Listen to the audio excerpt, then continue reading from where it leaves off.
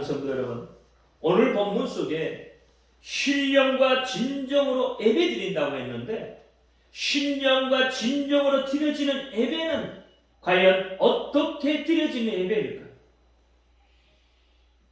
어떻게 드려야 하나님이 기뻐하시는 예배가 되어지느냐?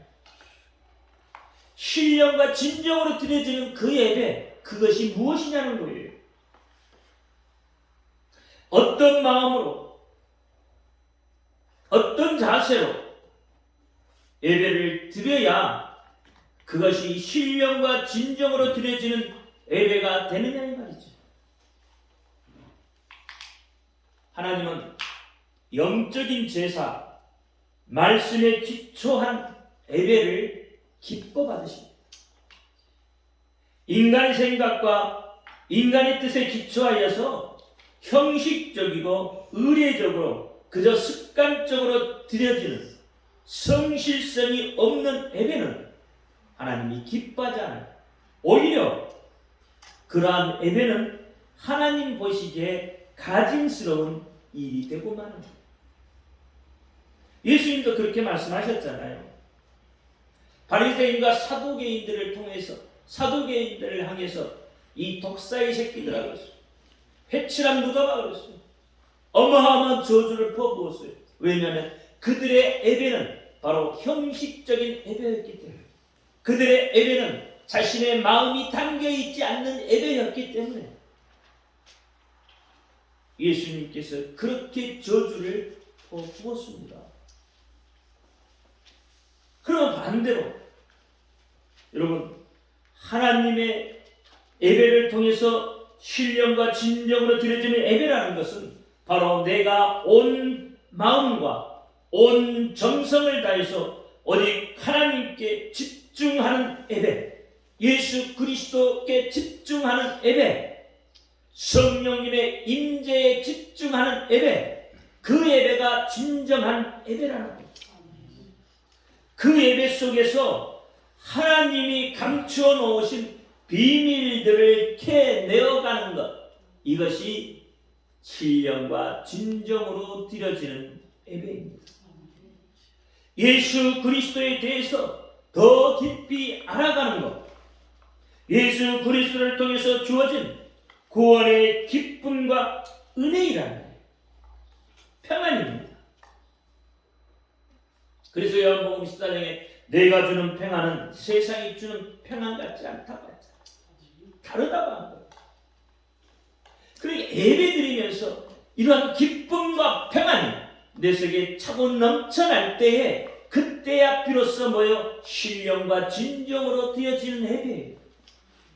예수 그리스도의 이름을 마음껏 되새기며 입으로 부르며 그 이름을 입으로 시인하며 하나님께 찬양하며 영광을 올려드리는 것, 이것이 진정한 예배입니다.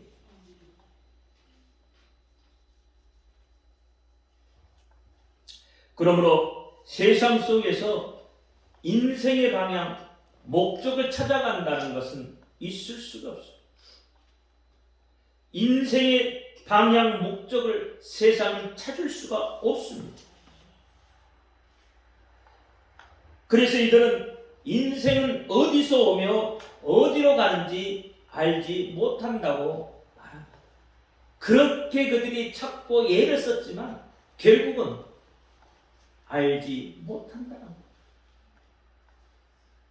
그러나 성경은 인생의 목적과 방향을 정확하게 가르쳐 주시고, 인생이 어디서 와서 어디로 가는지 정확하게 가르쳐 줬습니다.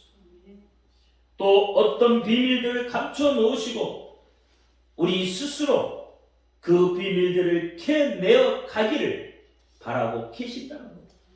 무엇을 통해서요? 예배를 통해서. 좀 더 구체적으로 말하면 이 예배 속에서 하나님의 목적과 뜻을 깨닫고 하나님의 마음을 느끼고 이해하며 하나님의 용서와 사랑을 경험하고 증거하는 증인이 되고자 하는 것, 바로 이것이 인생에 살아가는 바른 목적임을 깨닫기를 바랍니다. 바로 이런 것이 신령과 진정으로 하나님께 예배하는 것이며, 예배하는 자가 그 예배를 성공시키는 것이 되는 것. 우리 모두는 하나님께 예배하는 자들입니다. 예배하는 자가 목적과 방향을 잃어버리게 되면 타락하게 되고 더 악하게 된다고 성경은 말하고 있습니다. 히브리서 6장 4절과 6절 말씀에 보면 한 번 비침을 얻고 하늘의 은사를 맛보고 성령에 참여한 바 되고 하나님의 선한 말씀과 내세의 능력을 맛보고 타락한 자들은 다시 새롭게 하여 회개할 수 없나니 이는 자기가 하나님의 아들을 다시 십자가에 못 박아 현저히 욕보이니라 라고 말합니다.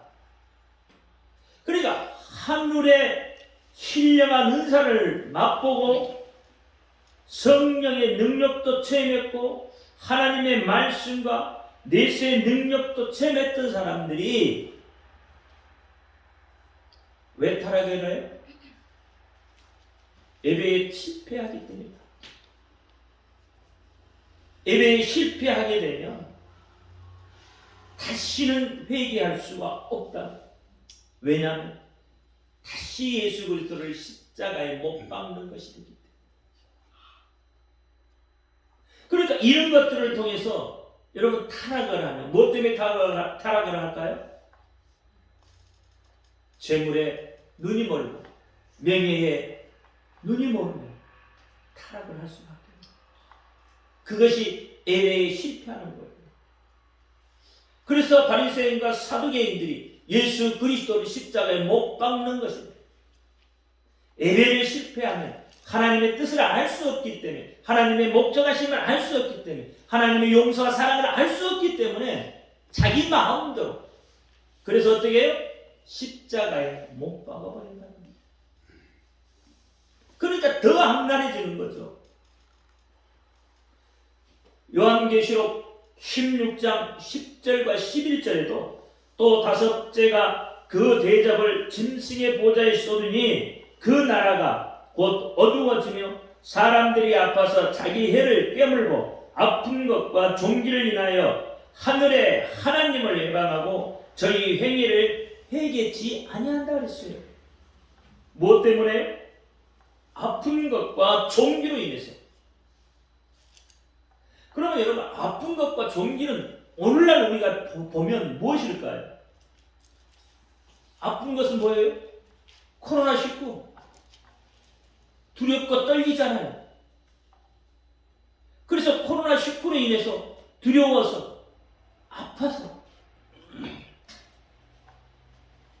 또 하나는 이제 발병을 하고 있는 원숭이 두창이라는 거 있어요. 이게 종기란 말이에요. 이 종기로 인해서 사람들이 어떻게 해요? 하늘의 하나님을 해방한다는 거예요. 하나님을 해방하는 일들이 벌어지고 있잖아요. 코로나19로 인해서 예배를 못 드리게 하는 그 자체가 하나님의 일을 해방하는 것이 되죠. 또 앞으로 생길 이 두창들을 통해서 벌어질 일들을 생각해 보시오. 그 종기로 인해서 하나님을 해방하는 이것이 사단의 계획이고, 사단이 어떻게 해요? 여러분을 통해서 하나님께로부터 여러분을 멀어지게 만들고, 그렇죠? 하나님의 은혜를 경험하지 못하게 만들고, 하나님의 용서를 받지 못하게 만드는 사단의 계략에 빠져들어요. 그러니 더 악하고 더 악랄하고, 그래서 이런 것을 통해서 교회를 욕하고 하나님을 회방하는 일들이 자행되어질 것입니다. 이건 시대의 흐름이에요. 그렇게 흘러가게 되어 있어요. 그래야 누가 오시니까요? 예수 그리스도가 오십니다. 그러니까 그럴지라도 우리 그리스도인들은 예배를 통해서 여러분 힘을 얻어요. 그래서 강하고 담대하라. 구약에서 신약에서 너희는 강하고 담대하라. 왜요? 예수 그리스도께서 세상을 이겼기 때문에. 세상을 이겼기 때문에 너희는 강하고 담대하라. 그렇게 말씀을 하시는 거예요. 여러분, 예배에 성공하면 삶의 복이 오게 됩니다. 예배에 성공하려면 어떻게 해야 되냐면, 여러분, 믿음으로 예수 그리스도께로 나와야 돼요. 또 예수 그리스도의 피를 의존해서, 피를 힘입어서 나아가야 합니다. 삶 속에서 자신의 죄를 통회하고 자복하고 회개해야 합니다. 그리고 나서 하나님께 찬양하며 나와야 합니다. 여러분의 삶의 문제를 기도로 승부를 해야 하는 것. 이렇게 될 때 바로 신령과 진정의 예배가 되어지는 것입니다. 여러분, 진정이라는 이 말은 존경의 표현입니다. 예배에는 분명히 자유가 있습니다. 여러분, 예배는 자유가 없다고 생각하십니까? 예배에는 자유가 있어요. 예배는 마음껏 마음껏 자유롭게 예배 드릴 수 있어요. 그러나 예배를 드릴 때의 자세는 갖추어야 해요. 가장 자신을 잘 드러낼 수 있는 모습으로 하나님께 나아가야 하는 거예요. 그러니까 예배 드릴 자세가 먼저 갖추어져야 돼요. 가장 존경하는 분을 만나러 가는 모습으로 두세 사람이 있다고 해도 여러분, 그런 모습으로 하나님께 나아가요. 예배의 모습 속에서 여러분의 믿음을 엿볼 수가 있기 때문입니다. 여러분, 아이들도 그렇잖아요. 이런 우리 청소년들이나 아이들도 만약에 아이들 공연이 있다고 하면, 그냥 그곳을 보러 갈 기회가 생긴다고 하면 어떻게 하고 가죠? 아마 화장하고 어떤 옷을 입고 갈까, 이 옷 저 옷 다 입고 아마 그러고 그 공연에 갈 거예요. 그냥 입는 채로 여러분 공연에 가는 아이들 없을 거예요. 가서 어떻게 예쁘게 입고 가야 내가 돋보일 것인가, 아마 그런 마음으로 공연을 보러 가기도 할 거예요. 그렇다면 여러분은 오늘 예배를 드리는 여러분, 하나님을 만나는 여러분은 어떤 마음가짐으로 만나려 나와야 하겠어요? 예배를 드릴 때 어떤 자세를 갖추고 예배를 드려야 하겠습니까? 아이돌 구경은 예쁘게 입고 가고 하나님 앞에 나올 때는 대충 입고 나오면 하나님이 아이들보다 못한 존재가 되고 마는 것이죠. 여러분, 또 예배는 공동체 의식이 있어야 돼요. 마태복음 18장 20절에 두세 사람이 모인 곳에 함께 하시겠다고 했죠. 물론 홀로 기도하고 찬양하고 말씀 보는 것도 좋습니다. 중요하죠. 그러나 그보다도 너와 내가 함께 예배할 때 더 은혜가 있게 되는 거예요. 그렇죠? 나는 누구 보기 싫으니까 그냥 나 혼자 집에서 예배 드려요. 그 예배가 바른 예배가 되지 않습니다. 왜냐하면 마음가짐이 이미 달라져 있어요. 예배할 때 누군가의 잘못을 드러내고 있다면 그것은 잘못된 예배입니다. 하나님과의 관계가 어그러져 있다는 거예요. 그럼 그 예배는 성공할 수가 없습니다. 예배는 공동체 의식이 있어야 해요.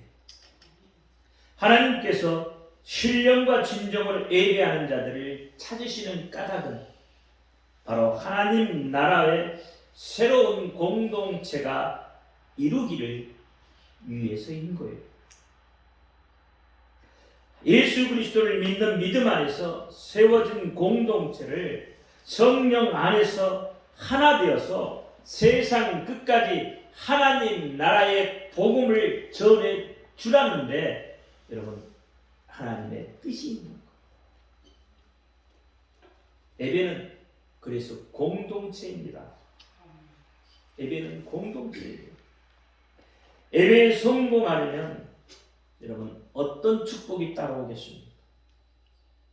예배에 성공하면 우리는 예수님의 우편에 앉은 자가 돼요.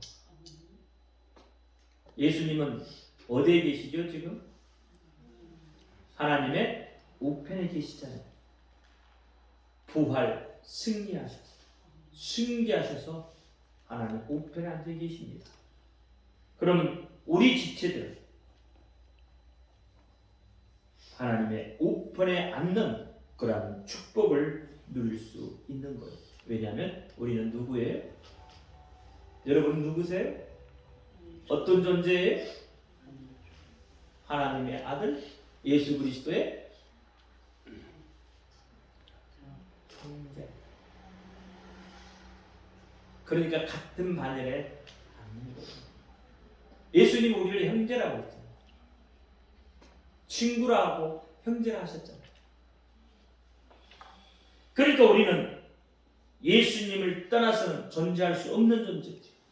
예수 그리스도와 어떻게 연합된 지체들이에요. 연합된 지체. 여러분 하나님 앞에 기도할 때도 여러분 주시옵소서의 기도하지 마세요. 그런 기도 안 하셔도 돼요. 그런 기도하면 여러분 거짓 노릇하는 거예요. 왜냐하면 우리는 하나님 우편에 앉은 자들이잖아요. 하나님의 축복을 받은 자들. 우리의 권리예요, 권리. 여러분 필요하면 좀 강한 어조로 말하면 하나님 당장 내놓으시라고 그렇게 말할 수 있어야 돼요. 당장 하나님 내놓으세요. 아니면 나 하나님 아들이잖아요. 하나님 자녀잖아요. 왜 안 줘요? 그렇게 말할 수도 있어야 되는 거예요. 어려우면 그런 말 못하죠. 그렇죠? 어려우면 못하잖아요. 그러면 어려우면 뭐예요? 하나님이 어렵게 시작하면 문제가 생기기 시작하는 거예요. 왜냐하면 우리는 자녀로서의 권리를 하나님 앞에 말하는 거예요. 이것이 무슨 기도라고 했어요? 아이데오 기도라고 했어요.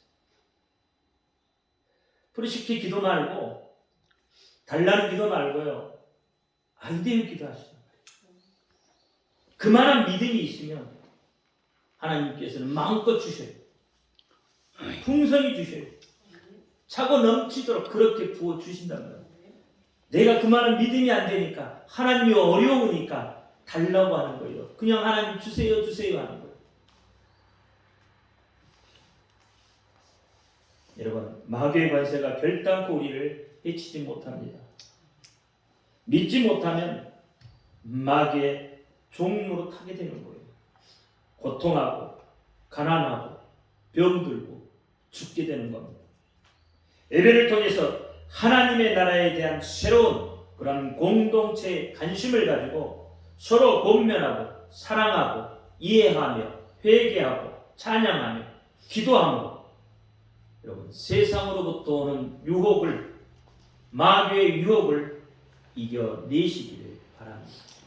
그리고 여러분 삶에 평안이 차고 넘치기를 예수 그리스도 이름으로 축원합니다. 기도합니다. 할렐루야. 아버지 하나님 감사합니다. 오늘 예배하는 자들에 대해서 은혜를 나누었습니다. 알게 하시고 깨닫게 하신 하나님 감사합니다. 하나님이 기뻐하는 예배하는 자들 다 되게 하여 주옵소서. 그래서 하나님이 감추어 놓았던 그 비밀들을 캐내고 더 열심히 또 더 하나님께 나아감으로 하나님이 주시는 모든 축복을 받아 누릴 수 있는 우리 모두가 되게 하여 주옵소서. 예수 그리스도 이름으로 감사하며 기도하옵나이다.